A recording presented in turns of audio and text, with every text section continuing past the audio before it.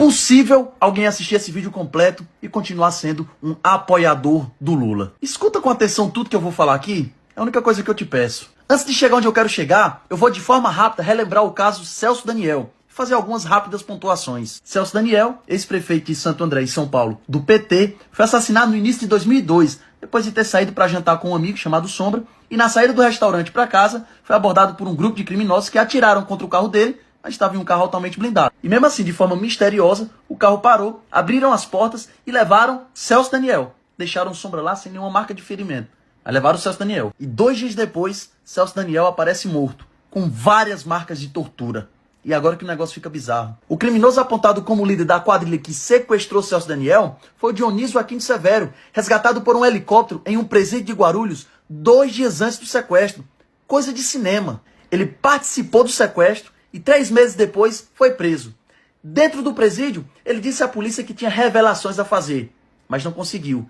Dentro do presídio, foi assassinado com 60 facadas por um grupo de criminosos. Quando o Aquino Severo fugiu da cadeia, ele precisou de ajuda para se esconder. O Sérgio Orelha o ajudou nisso. Em novembro do mesmo ano, Sérgio Orelha foi assassinado. De dentro da cadeia, o Aquino Severo mantinha contato frequente com um policial civil chamado Otávio Messier. Inclusive, chegou a conversar com ele às vésperas do sequestro de Celso Daniel. Um ano depois, Otávio Messier foi encontrado morto, assassinado, dentro do seu próprio apartamento.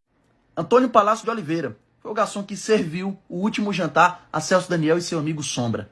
Bem, também foi assassinado. Paulo Henrique Brito foi a única testemunha que viu o que aconteceu com o garçom, que eu acabei de falar. 20 dias depois, ele foi assassinado exatamente no mesmo local. Irã Moraes, um agente funerário que foi o primeiro a chegar no local e reconhecer o corpo de Celso Daniel, foi assassinado a tiros em novembro de 2004. E Carlos Delmonte Printes, nada mais nada menos do que o médico legista que foi na contramão de todas as investigações e comprovou que houve sim fortes sinais de tortura. Bom, em 2005 foi encontrado morto e a polícia disse que ele cometeu suicídio. Obviamente que esse assunto repercutiu muito e os irmãos de Celso Daniel não se contentaram com a investigação, que em 2002 concluiu que o que aconteceu com Celso Daniel foi simplesmente um crime de sequestro comum. Eles inclusive chegaram aí no Jô Soares, em rede nacional, afirmar que achavam que tinha dedo do PT no meio do assassinato do seu irmão. Com tanta pressão, o caso foi reaberto, mas rapidamente foi arquivado pela delegada chamada Elizabeth Sato. Ela alegou falta de provas conclusivas. E agora, sem nenhuma pretensão, aqui vai uma mera coincidência. Elizabeth Sato é tia de Marcelo Sato, que na época já era casado com a filha do Lula.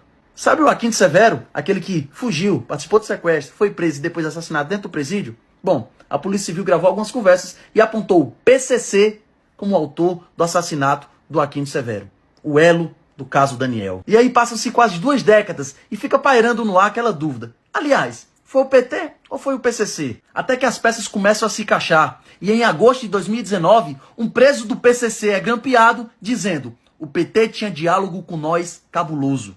É isso mesmo, diálogo do PT com o PCC. E em junho desse ano, o João Muniz, que já fez algumas declarações de bens do Lula e que atualmente é o contador do Lulinha, filho do Lula, e que ainda divide sala com ele, é suspeito de lavar 16 milhões em loteria com o PCC. Além disso, recentemente foi encontrado na sala do Senival Moura, um vereador do PT, alguns cheques comprovando a ligação dele com o PCC. Mas até então eram apenas supostas ligações entre o PT e o PCC. Até que agora, o cara que já foi o braço direito do Lula, Marcos Valério, confirma à Polícia Federal relações entre o governo Lula, PT e o PCC. E ele vai além. O tesoureiro do mensalão do governo Lula revela que Celso Daniel fez dossiê sobre petistas e foi assassinado. Sabe aquela dúvida lá atrás? Foi PT ou foi o PCC? Bom, agora está comprovado que PT e PCC andam lado a lado. E diante de tantos fatos, ligando o PT ao PCC, eu não poderia deixar de fazer esse parêntese. Foi capa da Cruzoé em 2018, a sombra do PCC. A principal linha de investigação da Polícia Federal sobre o atentado contra Jair Bolsonaro aponta para a maior facção criminosa do país, o PCC, o aliado do PT. Na época, de fato, a Polícia Federal encontrou laços do PCC com o esfaqueador de Bolsonaro. Não sei por qual motivo, a investigação não foi para frente. E a pedido da defesa do Bolsonaro, foi reaberto o caso esse ano. E a Polícia Federal escolheu um delegado que já investigou o PCC para apurar a facada no presidente. Continua na mesma. Mas fechando o parêntese aqui e voltando ao assunto principal. Lula, PT, PCC. Você não acha estranho que sempre o Lula está defendendo um criminoso, o bandido? Em maio de 2021, o Lula criticou a operação no Jacarezinho, onde os policiais mataram mais de 20 criminosos. Mas o Lula criticou a operação e disse ausência do Estado. E em maio desse ano, 2022, mais uma vez o Lula saiu em defesa dos criminosos. Criticou a operação policial na Vila Cruzeiro, no Rio de Janeiro, onde os policiais mataram mais de 20 criminosos. Mais uma vez ele faz lá. O Estado só aparece nas comunidades quando é para matar alguém. Preste atenção. Você não acha que é no mínimo estranho ver que o Lula, em plena pré-campanha, abre a boca para dizer que pediu à FHC a libertação dos sequestradores de Abílio Diniz? Isso não é para ganhar o voto do povão, não é para ganhar aplausos do povão.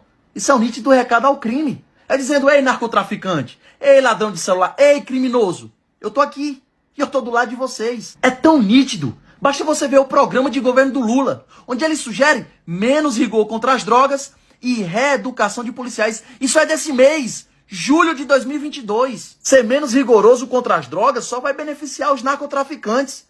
Sério mesmo que tu não tá vendo o Lula defendendo narcotraficante, criminoso, sequestrador e andando lado a lado com o PCC? Sério mesmo que tu vai ignorar que o cara que já foi o braço direito do Lula citou o Lula como um dos mandantes da morte de Celso Daniel? Se lembra que no começo do vídeo eu falei que era impossível você assistir o vídeo completo e continuar sendo um apoiador do Lula?